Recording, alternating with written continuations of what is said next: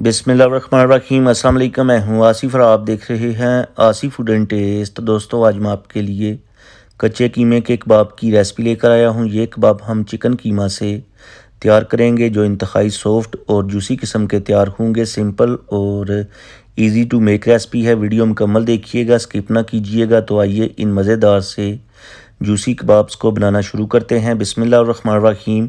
तो सबसे पहले हमारे पास है हाफ़ के जी चिकन कीमा। इस कीमे को हमने 3 से 4 दफ़ा मशीन में से निकलवा के बारीक बनवा लिया था। आप इस रेसिपी को मटन कीमा और बीफ कीमा किसी में भी तैयार कर सकते हैं। सेम ही मेथड से रेसिपी तैयार होगी। इस कीमे के अंदर हम एक प्याज ऐड करेंगे, बिल्कुल बारीक चॉप किया हुआ, और इस प्याज का हमने दबा के अच्छी तरह से पानी ड्रेन कर लिया था। साथ ही 1 टेबल स्पून ग्रेट किया हुआ जिंजर गार्लिक ऐड करेंगे। 5 से 6 चॉप की हुई ग्रीन चिलीज़ ऐड करेंगे, और खुशबू के लिए 2 से 3 टेबल स्पून बारीक कटा हुआ हरा धनिया ऐड करने के बाद स्पाइसेस ऐड करेंगे। स्पाइसेस में 1 टीस्पून नमक टेस्ट के according, 1 teaspoon red chilli powder, 1 teaspoon chilli flakes, 1 teaspoon धनिया पाउडर, 1 टीस्पून ज़ीरा पाउडर और हाफ़ टी स्पून हल्दी पाउडर ऐड करेंगे।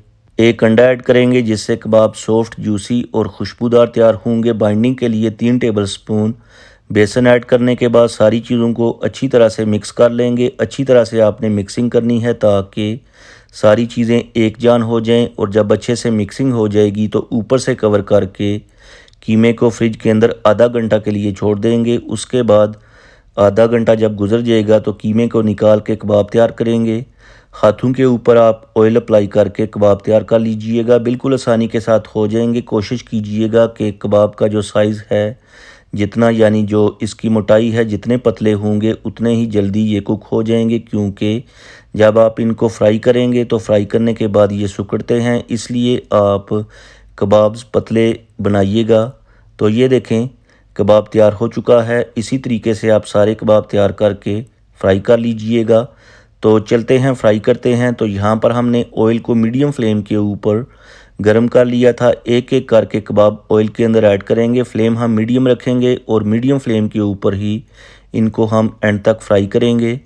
फ्राई करने का जो टोटल टाइम है वो है 7 से 8 मिनट, यानी 3 से 4 मिनट तक आप कबाब्स को एक साइड से फ्राई कर लीजिएगा। उसके बाद आप इनकी साइड को पलट दें और दूसरी साइड से भी 3 से 4 मिनट तक फ्राई करें। माशाल्लाह पूरे घर में खुशबुएं फैली हुई हैं। आप इन कबाब्स को बनाएं, अपनी फैमिली और फ्रेंड के साथ सर्व करें।